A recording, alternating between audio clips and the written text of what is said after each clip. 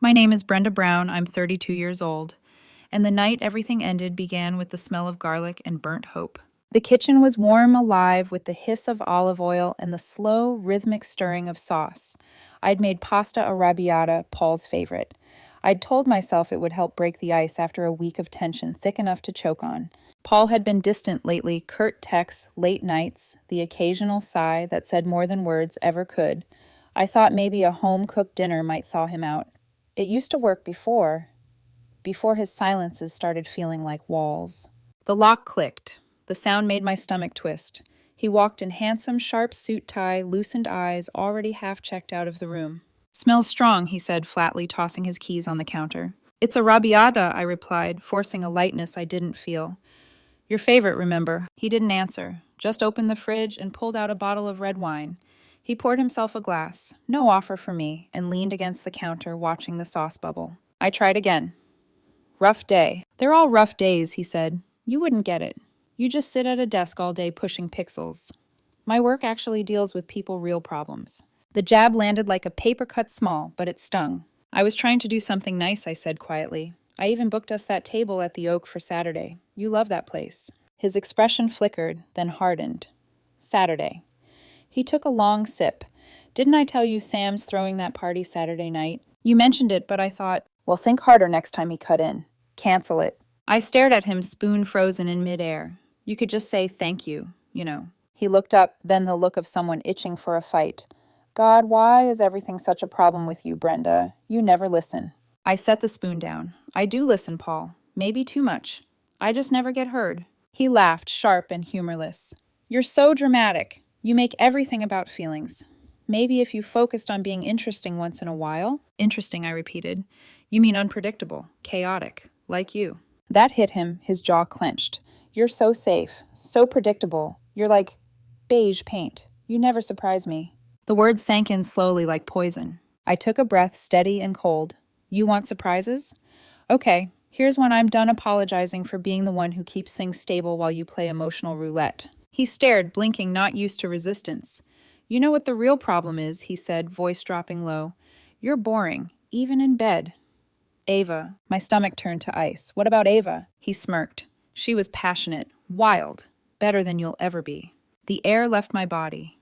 The world around me blurred, the sizzling sauce, the ticking clock, his lips still moving like a distant echo. Every shared laugh, every touch, all rewritten in that moment as a lie. I didn't scream, didn't throw the glass, didn't beg. I just turned off the stove, wiped my hands on a towel, and walked past him. "Where are you going?" he asked. "To remember who I was before you decided to break her," I said softly. I closed the bedroom door behind me. That night I didn't cry. I sat on the edge of the bed, staring into the dark, feeling something colder and clearer than sadness. Freedom. A terrifying, empty kind of freedom, but freedom nonetheless. When dawn came, I realized I'd already made my decision. I wasn't staying. Not another fight. Not another apology for being too calm or too boring. The game was over. And for the first time in years, I didn't feel small. I felt awake. The morning after felt eerily calm, the kind of quiet that comes after a storm has ripped through, leaving only the wreckage behind. Paul's alarm went off at 7 a.m. I was already awake, sitting by the window with a cup of coffee that had long gone cold. The city was stirring outside, and I watched it through the glass, like someone looking at a world they no longer belonged to. He emerged from the bedroom, freshly showered, towel around his neck, acting as if nothing had happened. The smell of his cologne filled the space like an unwelcome ghost. "You're up early," he said casually. "Lots to do," I replied, my voice flat, uninviting. He hovered in the doorway, probably expecting the usual routine, the conversation, the tears, the forgiveness. But I wasn't playing that script anymore. About last night, he began rubbing the back of his neck. "You know how you get sometimes," and I turned to look at him. Whatever he saw in my face stopped him mid-sentence. My expression was cold, distant, the look of someone who had already left, just not physically. "We can talk later," I said quietly. He frowned, confused, but didn't push. "Whatever, I'll be late." And just like that, he was gone. The moment the front door clicked shut, I exhaled a long, quiet breath I didn't realize I'd been holding for years. The silence that followed wasn't heavy. It was clean. I stood up, walked to the closet, and pulled out my old suitcase. I began to pack. Not in a rush, not in panic. It was ritualistic, deliberate. Clothes, documents, laptop, toothbrush. I left behind everything sentimental, the framed photos, the stupid decorative vase he insisted on buying, the overpriced throw blanket that had couple goals embroidered on the corner. The only personal thing I took was my grandmother's leather journal, small worn, filled with words that once reminded me who I was. When I was done, I stood in the living room and looked around. The apartment felt like a crime scene. The half-empty wine glass, the burned sauce in the pan, the echo of last night's words still hanging in the air. I took my key off the keychain and placed it beside the wine glass. That was my goodbye. No note, no message. He didn't deserve an explanation. He'd only twist into a new accusation. Then I picked up my bags and walked out. Outside, the morning light hit my face, cool, sharp, and oddly cleansing. Every step away from that building felt like reclaiming oxygen. By noon, I'd signed the short-term lease for a small studio across town. Neutral walls, minimal furniture, no memories, no ghosts. It wasn't home yet, but it was mine. That first night, the silence pressed in on me. But it wasn't suffocating. It was pure. It hummed like a blank canvas waiting to be filled. I didn't turn on the TV. I didn't scroll through old photos. I just lay in bed and let myself feel everything. The ache, the relief, the strange stillness of starting over. The next few days blurred together in quiet routines. Work, coffee, long walks, the gym. No Paul, no drama, just space. On the 7th day, I came home to a voicemail. The number was unfamiliar, but I knew that voice instantly. Seriously, Brenda. You're just going to run away. That's so pathetic. You left your stupid notebook on the shelf and your good winter coat. I'm not your storage unit. Call me back so we can talk like adults. I listened once, then deleted it. No anger, no tears, just a small, dry laugh. He still thought he had control. He didn't understand that silence was the loudest answer he'd ever get from me. That night, I opened my grandmother's journal and wrote one line. Freedom doesn't always feel like victory. Sometimes it just feels like breathing again. And for the first time in years, I fell asleep without waiting for the sound of a key turning in the door. 3 weeks passed before I heard from him again. By then, I'd started to reclaim a rhythm. My new apartment smelled faintly of lemon cleaner and coffee instead of his cologne. The walls were bare, but the quiet was warm. I ran before sunrise. I worked. I read. I learned how to fill silence without fear. Then one afternoon, my phone pinged a new email. The subject line stopped me cold. We need to talk, Brenda. I'm worried about you. My chest tightened, but only for a second. I opened it already expecting the performance. This is really immature, running away and blocking me. It's extreme. My therapist says people who do this are projecting childhood trauma. I'm not angry. I'm concerned. We shared a life for years. We at least deserve a conversation. It was textbook Paul, manipulative concern, wrapped in self-righteousness. He wasn't worried. He was offended that his audience had left. I hit delete. Then I made a filter so anything from him went straight to trash. No more ghosts. That weekend, I met my old friend Dana for coffee the first time we'd seen each other in months. She was loud, unfiltered, and everything I'd forgotten I missed. She listened quietly as I told her what happened. When I was done, she exhaled a long, low whistle. Girl, he's lucky you didn't dump a pot of pasta over his head. I laughed for the first time in what felt like forever. Tempting. He's probably already moved on, Dana said, rolling her eyes. Guys like that don't sit in regret. They just find another ego boost. Yeah, I said, stirring my coffee. Her name was Ava. Dana's brow furrowed. Wait, was his ex, I explained. The one he compared me to. I'm sure he's already crawling back to her. Dana reached across the table and squeezed my hand. Then let him. He'll just poison another person. I smiled, but inside her words hit deeper than she realized. Because she was right. Paul was poison charming, convincing, lethal in small doses. That night, I blocked him everywhere, phone, email, even the joint streaming account we used to share. It felt final. I thought that was the end of it. But ghosts never stay buried, do they? A few weeks later, Dana texted me late one night. Dana. Hey, random question. Did Paul ever date a girl named Ava again? Me, probably. Why Dana? Because Ava just tagged him on Instagram. Some fancy rooftop dinner. Caption said, round 2. Maybe this time we'll get it right. I stared at the message for a long time, my heart utterly still. It didn't hurt. Not really. It just felt predictable. Good luck to her, I typed back. The next morning, I deleted all my social media accounts. Not to hide, to disappear from his orbit entirely. Weeks passed. I learned to play guitar badly. I burned a few dinners. I started sleeping again.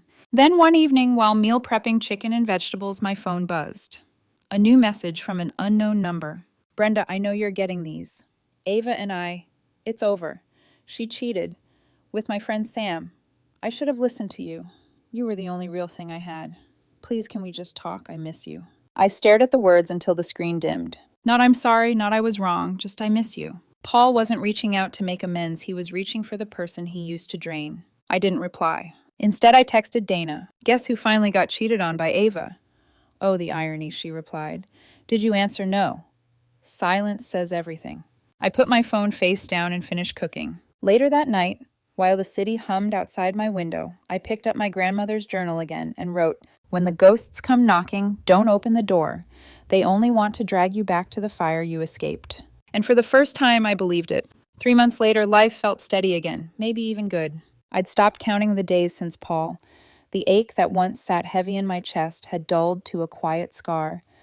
I'd found a rhythm that belonged only to me, early runs by the River Black coffee-long playlist that didn't remind me of anyone. And then there was Noah. We'd met at a bookstore when we both reached for the same novel. He smiled, offered it to me, and we ended up talking for an hour between dusty shelves. He wasn't flashy like Paul. He didn't perform his charm. He just existed calmly, fully. After a few weeks of slow, careful dinners and long walks, I realized something startling. I could laugh again, really laugh, without checking someone else's reaction first. So when my phone buzzed during our Friday dinner at the small tapas bar on 8th Street, I barely looked at it. Someone's popular, Noah teased. Probably spam, I said, flipping it face down. He smiled, the corners of his eyes crinkling. Spam can wait. Tell me more about Lisbon. I laughed and leaned in, talking about my dream of visiting Portugal one day. For 2 hours, I forgot the world outside our little table. But later, as I walked up to my apartment, the unease hit me. My phone was buzzing again repeatedly. I unlocked it. 7 messages, all from an unknown number, and I knew. Instantly. I opened the first one. Brenda, please don't ignore me. I don't know if this is still your number. Another. I'm sorry for everything I said. I didn't mean it. I was angry and stupid. And another. You were the best thing in my life. The only real thing. I see that now. My fingers hovered above the screen, frozen. Then, Ava's gone. She left. She said she couldn't handle it. I'm a mess, Brenda. I can't do this alone. She's pregnant. My vision tunneled. He kept going, message after message, desperation bleeding through the words. She told me after I lost everything. And then she blocked me. I don't know what to do. I can't sleep. I keep thinking about how peaceful you were, how safe. You were my calm. Please, Brenda, I have no one else. I sat down on the edge of my bed, staring at the screen. The same man who once mocked me for being boring now craved the stability he'd shattered. The same safe, predictable love he'd sneered at was suddenly the lifeline he wanted back. But this time I didn't feel anger, or satisfaction, or anything close to pity. Just detachment. He had chosen the storm. He had glorified the chaos. And now he was drowning in the flood he created. I didn't reply, not a single word. Instead, I deleted every message, then blocked the number. I poured myself a glass of water and sat by the window. The city outside was soft with light rain, the kind that makes everything shimmer. Peace, that was the word that came to mind. Not revenge, not closure, just peace. I whispered it aloud, letting the words settle into the room. Peace. Later, when I crawled into bed, I realized something quietly profound. Paul was still running from consequences, still looking for someone to save him. But I had stopped running altogether. And maybe that was the real difference between us. It happened on a gray Tuesday morning, one of those quiet, uneventful days that feels harmless until it suddenly isn't. The gym parking lot was almost empty. I was halfway through my usual post-run stretch when I saw him, leaning against my car. Paul. He looked smaller somehow, thinner. The arrogance that used to fill every inch of his body had deflated into something frail and uncertain. He was wearing my old winter coat, the one he once said made me look like a librarian. The irony was cruel enough to make me laugh if I hadn't been so tired of the story. He straightened when he saw me. Brenda. His voice cracked on my name. I stopped a few feet away. You shouldn't be here. I didn't know where else to go. His hands were shoved deep in the coat pockets, his eyes darting everywhere but mine. You got my text right. I did, he nodded, swallowing hard. Then, Ava's gone. She left. She's keeping the baby, but she wants nothing to do with me. He let out a hollow laugh. Guess passion doesn't pay the bills after all. I said nothing. He took a step closer, desperation sharpening his tone. You once said you'd always be there for me, remember? You said no matter what happened, you'd never walk away. That was a promise I made to someone who doesn't exist anymore, I said quietly. You killed that version of yourself. He blinked. So what? You're just going to abandon me. You, of all people, you don't abandon people. I'm not abandoning you, Paul. I kept my voice calm even. I left you months ago. You just refused to notice. His face twisted, the guilt morphing into anger. You think you're so much better than me now, don't you? You and your perfect little peaceful life. You're still the same boring, predictable. Careful, I said. My voice was soft, but it landed like a strike. You've run out of power to hurt me. He froze. The silence between us stretched heavy and uncomfortable. For a moment, I saw it, the flash of realization behind his eyes. The understanding that I truly meant it. That he couldn't pull me back in this time. His lip trembled. I'm lost, Brenda. I know, I said, and I hope you find your way, but not through me. He flinched like the words had weight. When I unlocked my car, he stepped aside automatically. His shoulders slumped, his breath fogging in the cold air. You really feel nothing, do you? He asked quietly. I paused, hand on the car door. No, not anymore. And that was the truth, the saddest and most freeing truth of all.